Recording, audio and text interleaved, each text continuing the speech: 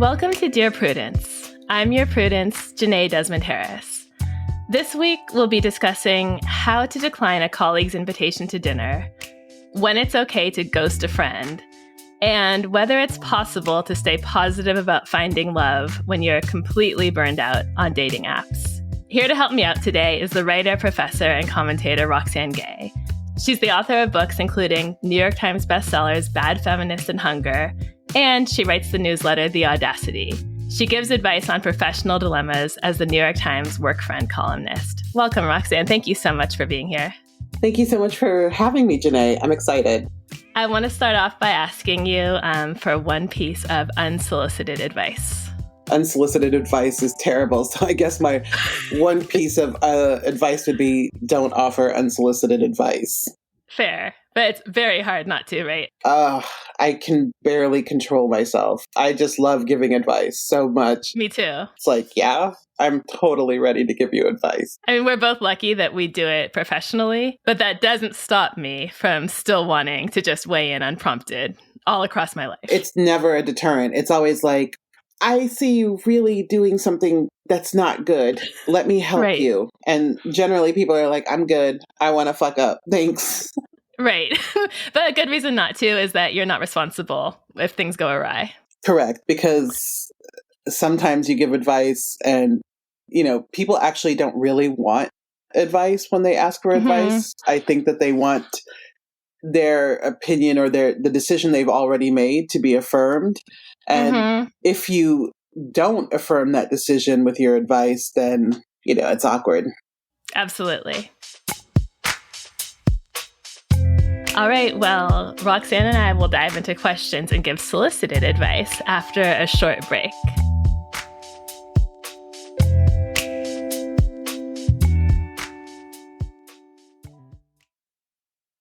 Can't get enough Dear Prudence? Then you should definitely join Slate Plus, Slate's membership program. You'll get to hear me answer an extra question every week just for members. With your subscription, you get ad-free listening across the Slate network and unlimited reading on the Slate site, including all Dear Prudence columns, past and present. Go to slate.com/Prudie Plus to sign up. It's just $15 for your first 3 months. Again, that's slate.com/Prudie Plus. Picture this. You're sitting at your Thanksgiving dinner and you surprise your family by starting an argument, discussion, in a new language. Start today and get ready to say, "Pardon my French," at Thanksgiving dinner. Because with Babbel, you can start speaking a new language in just 3 weeks. Personally, I love how easy it is. Just pick up the app lessons wherever you left off if you get distracted like I do. And if you're like me and you're embarrassed about your terrible accent, it's nice to be able to practice ordering food or asking for directions in the privacy of your own home before you try out your new skills in real life. Why Babbel? Because it works. Studies from Yale, Michigan State University, and others continue to prove Babbel is better. One study found that using Babbel for 15 hours is equivalent to a full semester at college. Babbel's wide range of learning experiences, ranging from casual to intense, mean there's always a way to fit in a Babbel session.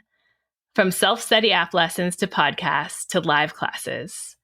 With over 10 million subscriptions sold, Babbel is real language learning for real conversations. Here's a special limited time deal for our listeners to get you started right now. Get 55% off your Babbel subscription, but only for our listeners at babbel.com/Prudie. Get 55% off at babbel.com/Prudie, spelled BABBEL.com/Prudie. Rules and restrictions may apply. Welcome back. You're listening to Dear Prudence, and I'm here with Roxane Gay. Let's get started with our first letter. It's titled, "I'd Rather Eat Alone."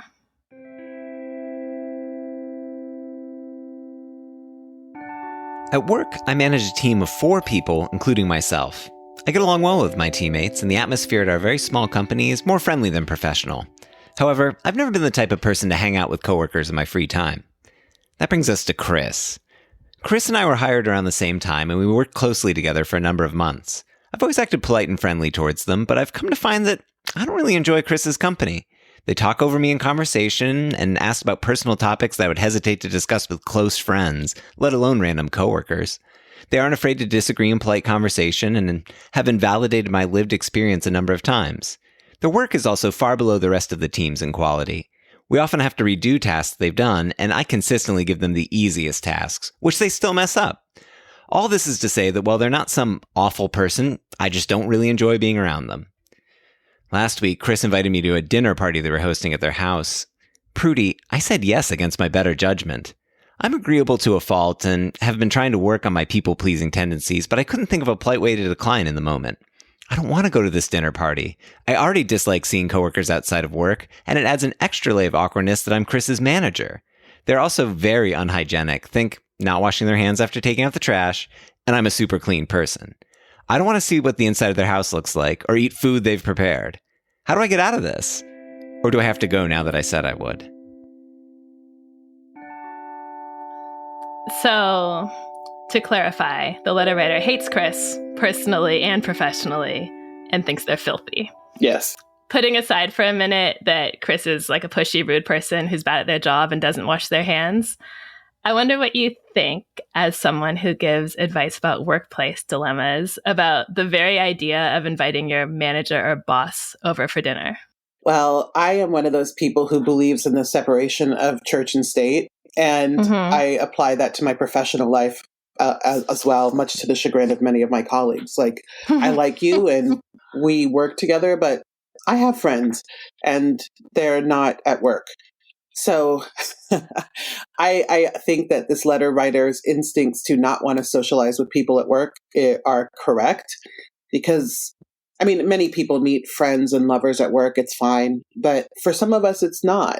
And we need that separation for whatever reason. And there's the added complication of being this person's manager, which can make for awkward times. And so I think just suck it up and say, I'm sorry, something has come up and I can't make it. Things come up all the time. I think people live to cancel plans. So just cancel the plans. Yeah, I think I was trying to figure out whether inviting your boss over for dinner is normal.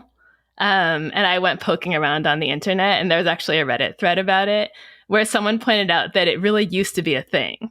Like in the 80s and 90s, every sitcom had an episode about the boss coming over for dinner and something embarrassing happening. But I feel that it's not anymore. I think we keep things more separate now. I think we do. And I also think it depends. Like, I have 2 people that work for me full time, and I would happily share a meal with them. We went, like, my colleague Caitlin and I, and many of my other friends, we went to see Beyonce 2 nights ago, because that was my Christmas present to her. And it was awesome. And it was, you know, we had a lot of fun, but I also know, like, when it's time for me to sort of go about my business and, of course, let her hang out with her friends and her partner, right, and, you know, say, all right, this has been great. And I think that's important to know when to enjoy someone socially and when to have boundaries for both of you, actually. I think it goes in both directions. Totally. And aside from even boundaries and appropriateness, when I think of some of the biggest wastes of time in my life, they're the hours I invested into nurturing relationships outside of work with colleagues who never cared to speak to me again when one or both of us got a different job, you know? Like, I took my Wednesday, I took the train, I went to your home for dinner, I talked to your husband, I talked to your kids. The minute you got promoted or I got a new job and we didn't have that like Slack connection anymore, you never cared to see me again. Why did I spend that Wednesday with you? If it wasn't a real friendship, you know, that could have happened around the coffee machine at work. Yeah, absolutely. And I think time is so precious these days for many of us that when you do make that investment and it's never reciprocated, or it's, you know, finite in a way that doesn't seem natural, I think a lot of resentment can build, which is just another argument for not socializing unnecessarily with people from work.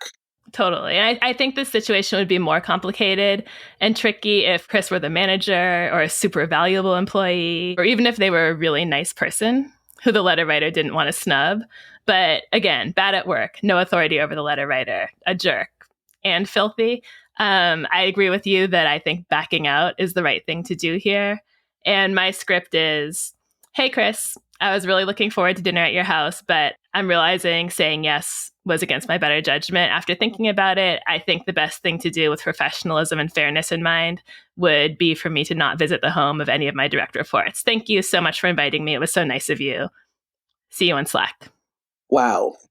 You would be so much more honest than I would. Because you were going to be like, my dog died. Well, no, I wouldn't make up a lie. I would just be like, I can't make it. Because I don't think it's good to lie at all, actually. I don't believe in lying, but I do think it's okay to tell a half truth because, I can't make it. The truth is I don't want to go, so I can't make it. Right. I think if you offer a reason, then that can come back to bite you in the ass. Because let's say you have a direct report who you really like, who invites you to dinner and you're like, yes. And then word trickles back. Then you're like in a pickle. I mean, I don't like confrontation or direct confrontation at all. I'm always saying that. So I try to keep it realistic. And there's always a gap between what I would probably do and the advice I would give. So I would absolutely be like, I have COVID. Just a touch of COVID. I got a faint positive out of caution. I'm just going to isolate. But I don't want Chris to continue inviting the letter writer to more and more stuff. And for the letter writer to have to keep making excuses. I just want to kind of end this now. That's actually smart. Yes, nip it in the bud. Just be like, never shall we socialize after 7 p.m. Right. And it'll make things less awkward when you have to put Chris on a performance improvement plan or, confront them about washing their hands when they leave the bathroom at work or whatever. Yeah. Okay. Our next question is titled, No More Prestige TV on the Couch.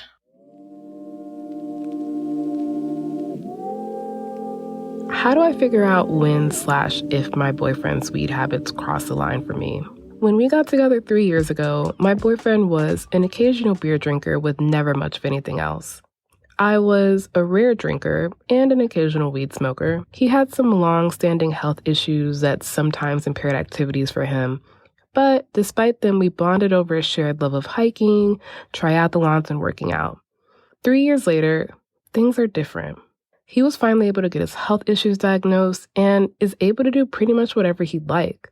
His medications don't mix with alcohol, so he stopped drinking.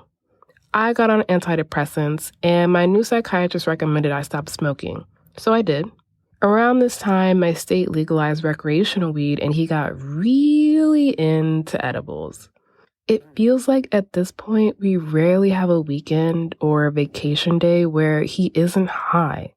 And he's always high when we go to hang out with friends. He's become much more into low-intensity activities, while I still want to do a lot of the biking and weightlifting we did in the beginning. You can do all of it high.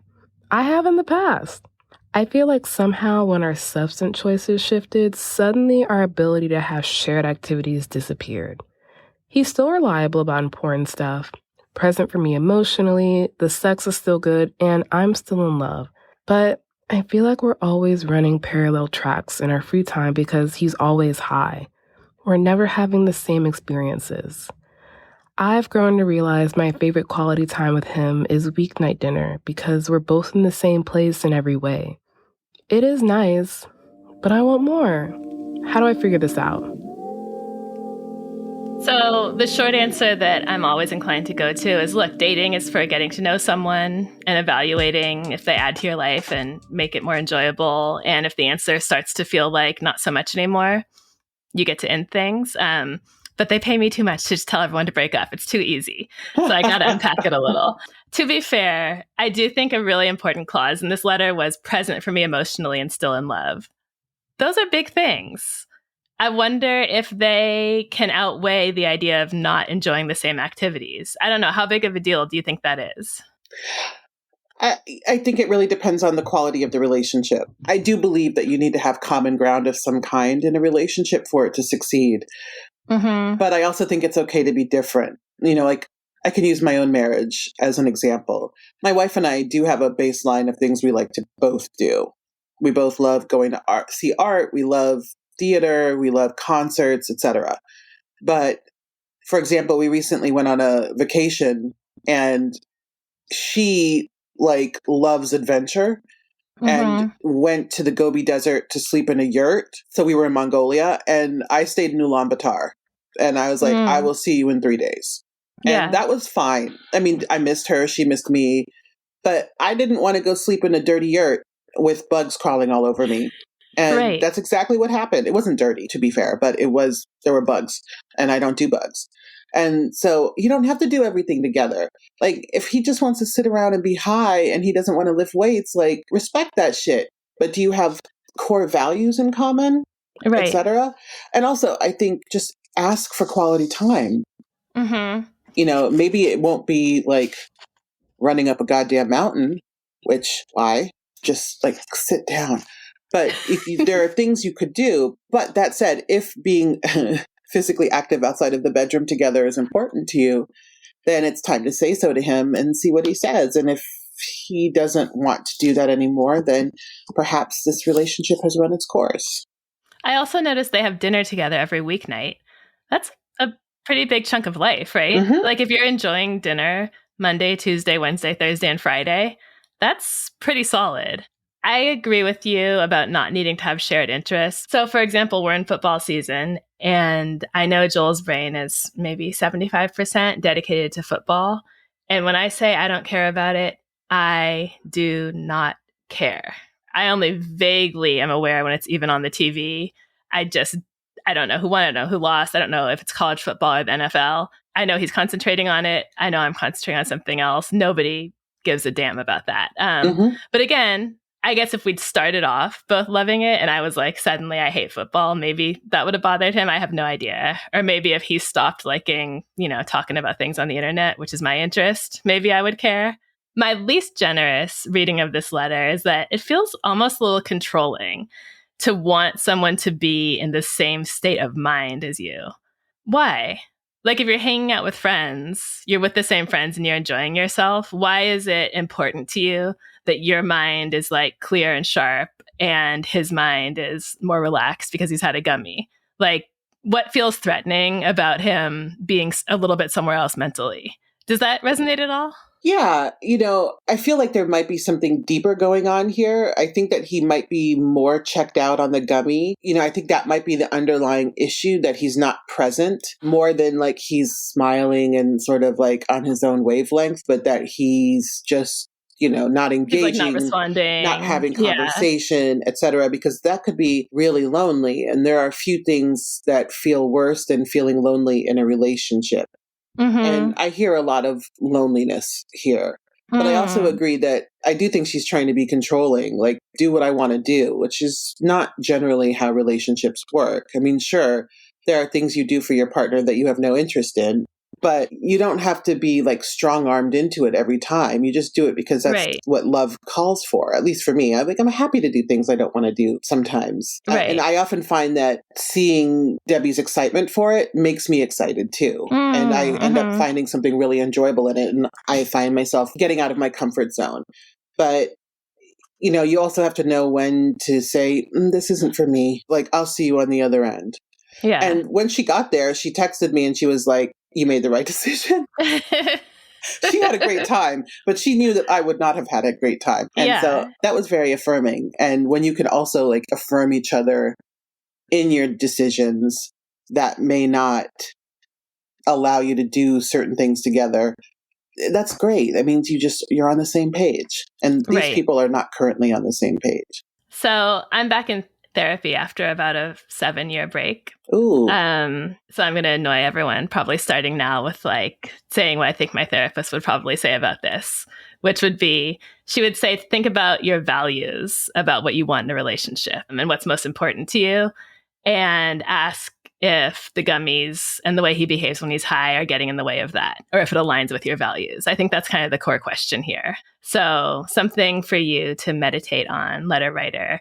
And for now, I think I would go to these hangouts when he's high and ask yourself, am I having fun? Not like, is he behaving the way I think he should be, but am I enjoying myself? Because again, back to my first point, that's what relationships are for. They're supposed to make you enjoy life more. So check in with yourself and see if this one is.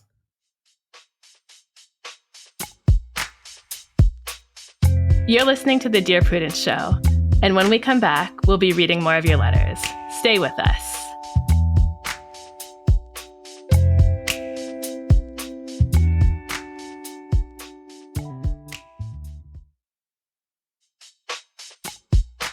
Welcome back to Dear Prudence. I'm here with my guest Roxane to answer your letters, and the next one is titled Ghosting with Good Enough Reasons.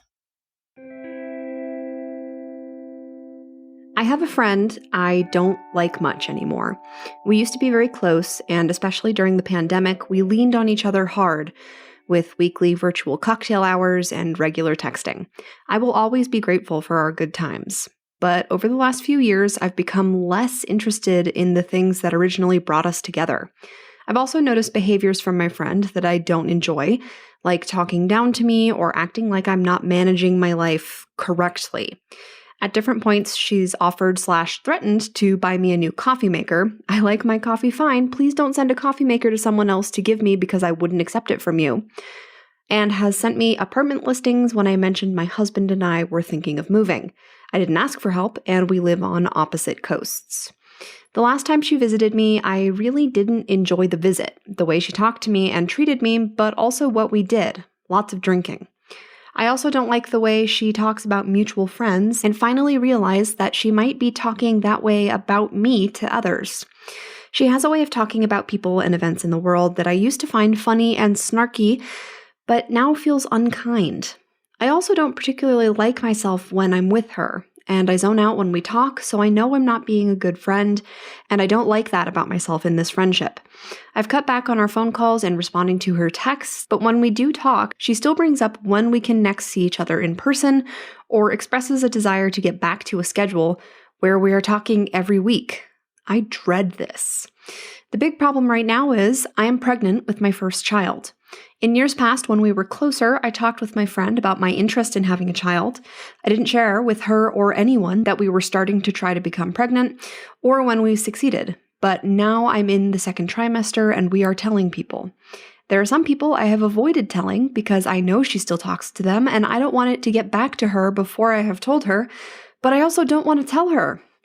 She's made comments about wanting to have a big girls' trip before this happened, too late, and also about doing things with or for my future kid, like trips to Disneyland or elaborate gifts.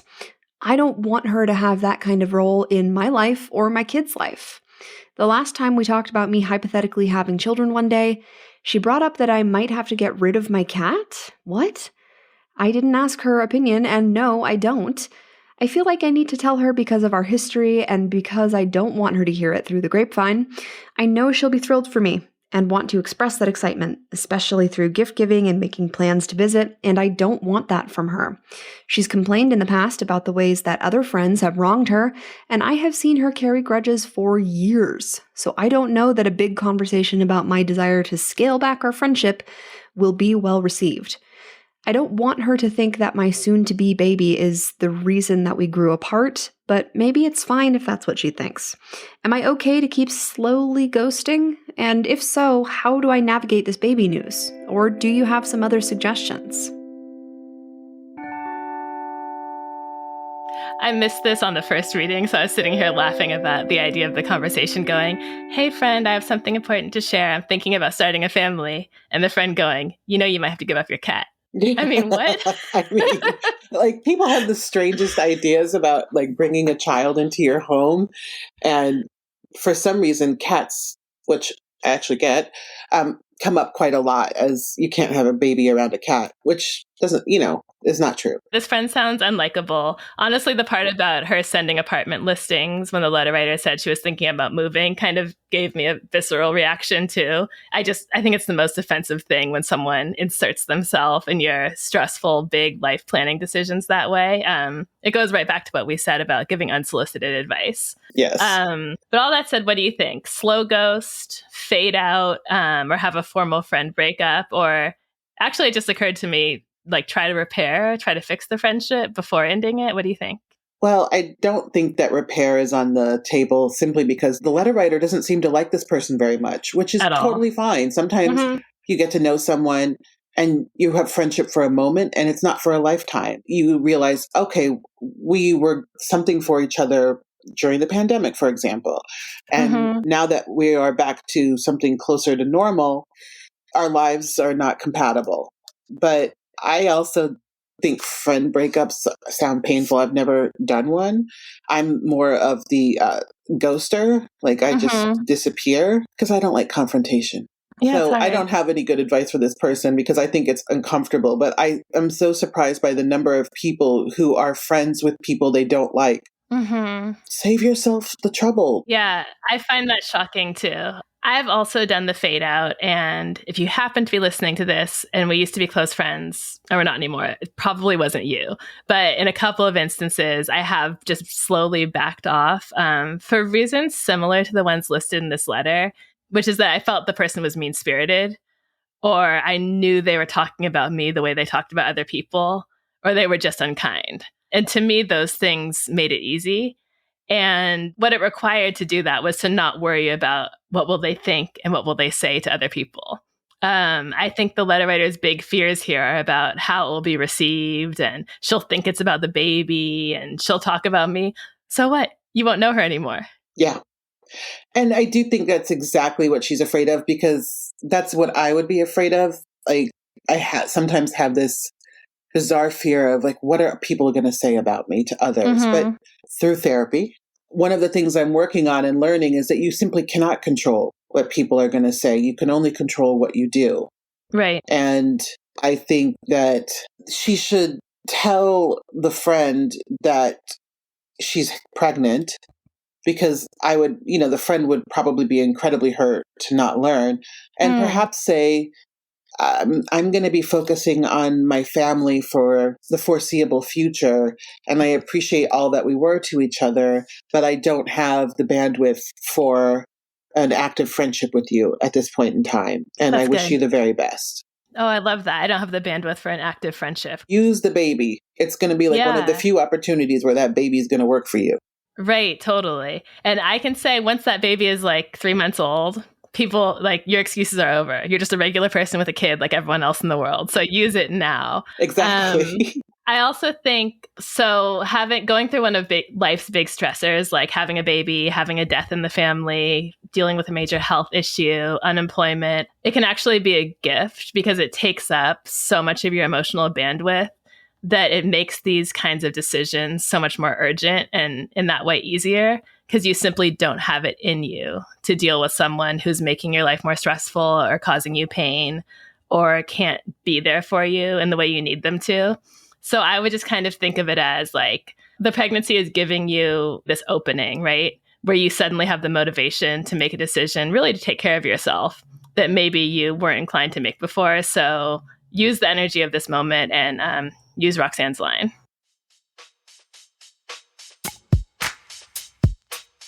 This is Dear Prudence. We need to take a break, but when we come back, more letters from you and advice from us.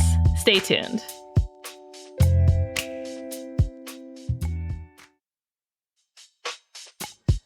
I'm Jenée, and you're listening to Dear Prudence.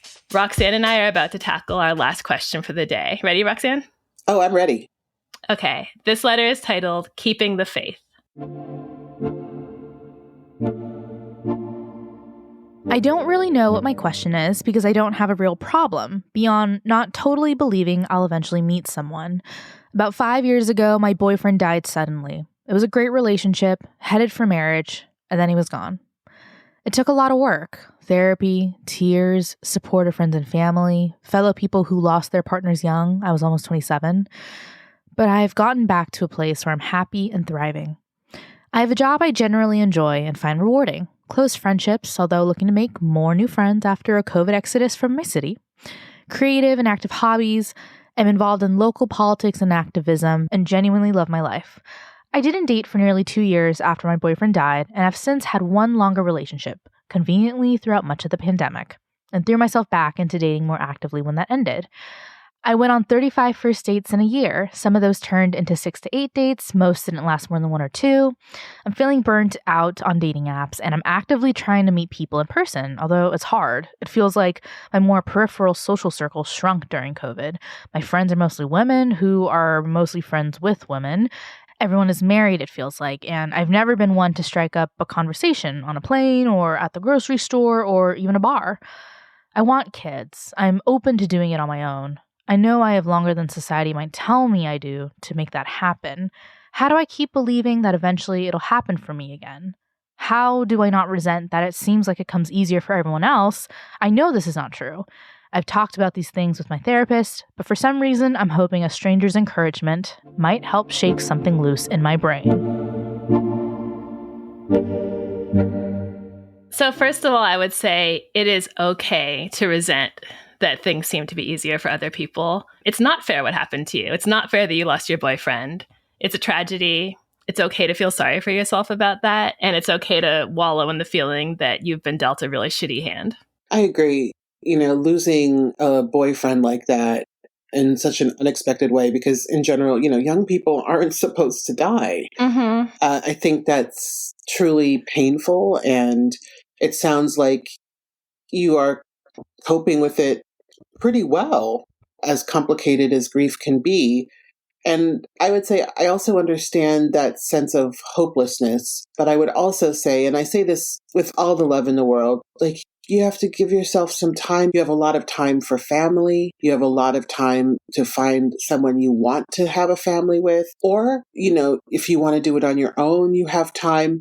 Truly, like many of my friends, most of my friends have started their families in their mid to late 40s because we were all in grad school during our 30s. And, there just wasn't time. And then we were, for those of us who went into academia, we were on the tenure track. And there wasn't really time. And so you put it off and you put it off. And then you're like 45 and you're like, wow, I think I want a kid. What do I do? Yeah. And so you have so much time, because if people my age can figure it out, you're going to figure it all out. But also allow yourself to honor those feelings of hopelessness. Like, you don't have to deny them. You don't have to push them away. You can just say, yeah, this is how I'm feeling right now, as long as you understand that you're not going to feel this way forever.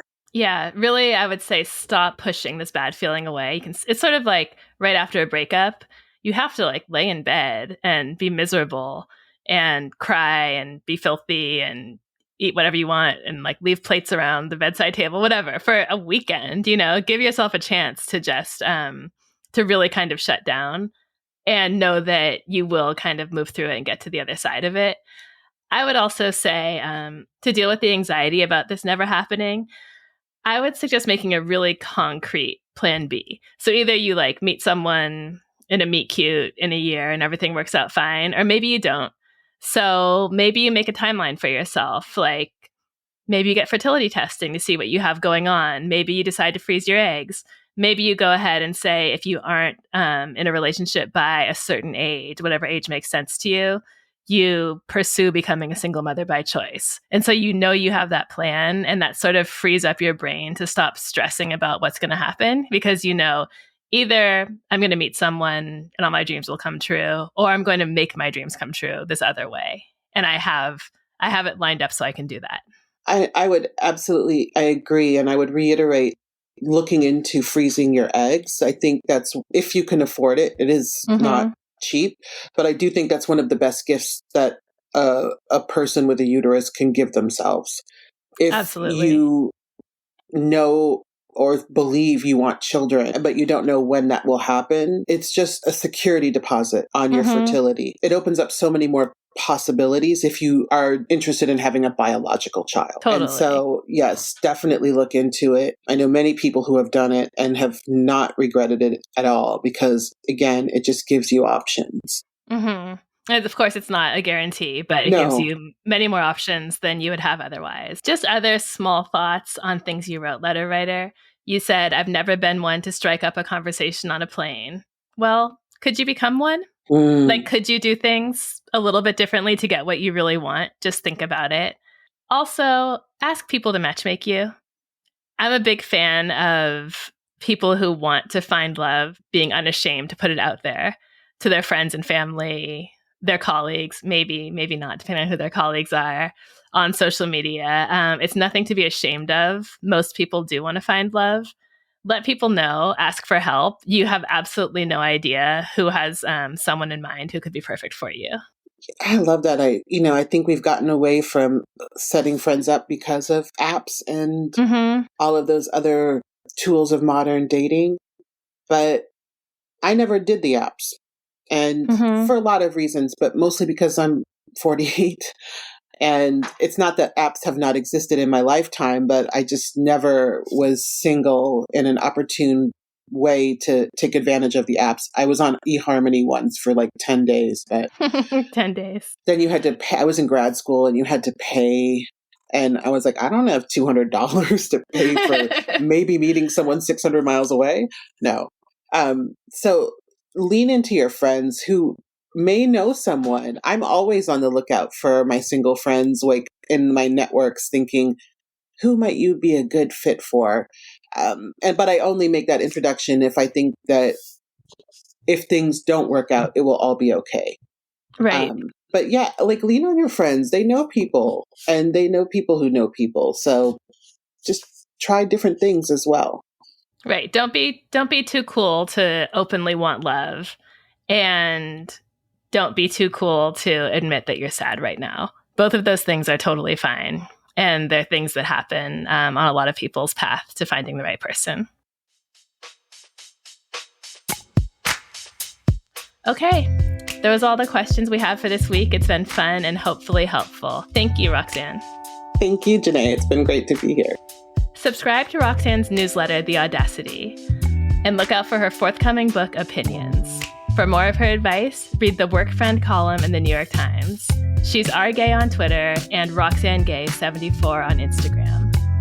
Do you need help getting along with partners, relatives, coworkers, and people in general? Write to me. Go to slate.com/Prudie. That's slate.com/PRUDIE. The Dear Prudence column publishes every Thursday. If you'd like to hear your question answered on the podcast, we are looking for letter writers who would be comfortable recording their questions for the show. You can stay anonymous. Dear Prudence is produced by Sierra Spragley Ricks with a special thanks to Maura Currie.